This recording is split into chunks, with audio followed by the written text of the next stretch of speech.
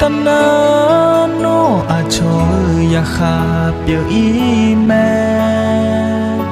ngã đò phe khuya nghe lúa mà phai gió giờ là nghe lúa ở nhà thì bòi mà phai gió mẹ nước mà hư xì là khuya yêu đứa na nhà mà si thì nó nè để xem mà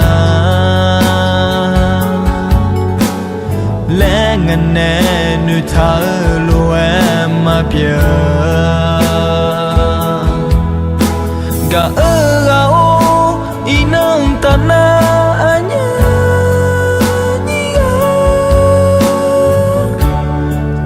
thì bỏ ya yêu mẹ non mà nghe để ai am nhớ rơi khói non gà ngà mà nghe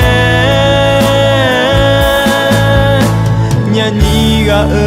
gà co yo thứ mà gà bata mi nè si nghe cơ ni non mà phá nghe mà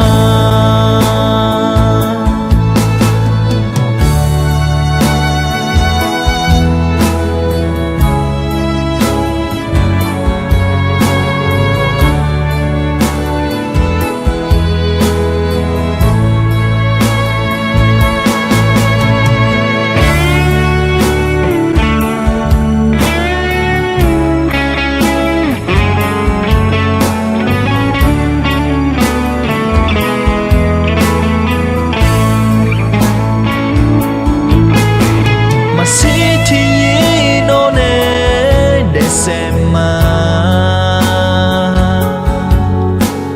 lẽ ngần nè nuôi thở lúa em mà bia gà gạo y nâng ta na anh